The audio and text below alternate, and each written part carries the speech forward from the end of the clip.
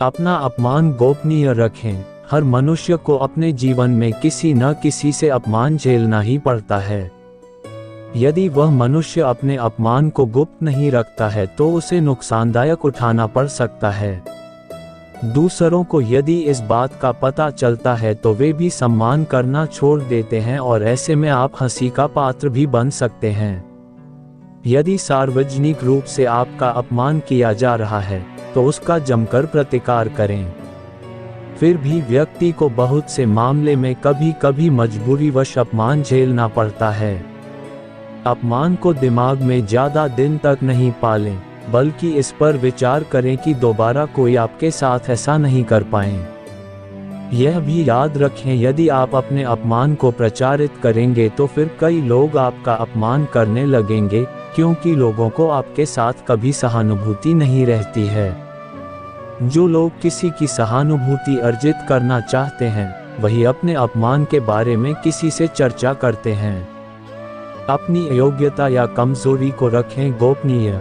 हालांकि बहुत सी जगह या मामले में इसे गोपनीय रखना घातक भी सिद्ध हो सकता है, लेकिन बहुत से मामलों में इसे उजागर करने से आपको लोग कमजोर समझकर आपके साथ गलत व्यवहार करने लगेंगे या आपको मानसिक रूप से दबाने लगेंगे। इसीलिए इस बारे में आप अच्छे से विचार कर लें कि कब, कहां, कौन सी कमजोरी गोपनीय रखना है।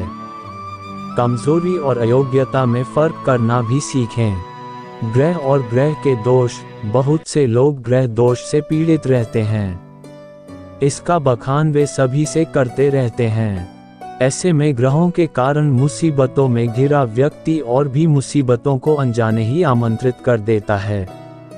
दूसरी ओर ग्रह शांति के लिए किए जा रहे उपायों का वर्णन यदि किसी से कर दिया जाए तो फिर उसका कोई फल भी नहीं मिलता है।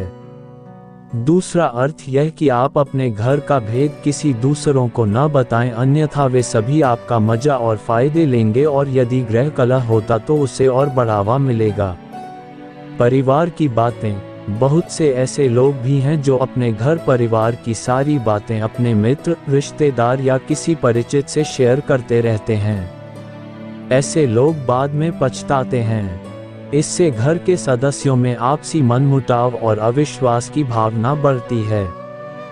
घर की बातें घर में ही रखने से जीवन सुखमय बनता है। घर का रहस्य। बहुत से ऐसे लोग हैं जो अपने घर में हर किसी की एंट्री कर देते हैं और घर के कोने कोने से सभी को अवगत करा देते हैं। जो लोग आपके विश्वास पात्र हैं उन्हें जरूर इसकी छूट दी जा सकती है, लेकिन हमने देखा है कि बहुत से ऐसे लोग भी आपके घर में घुसकर उसे देखना चाहेंगे जिनसे आपका कोई खास संबंध नहीं है। पुराने समय में लोग संयुक्त परिवार में रहते थे और उनके घर भी बड़े होते थे। ऐसे में यह धारणा प्रचलित हुई कि किसी को अपने घर का रहस्य नहीं बताना चाहिए। सभी के कमरे अलग अलग होते हैं और सभी का अपना व्यक्तिगत जीवन होता है।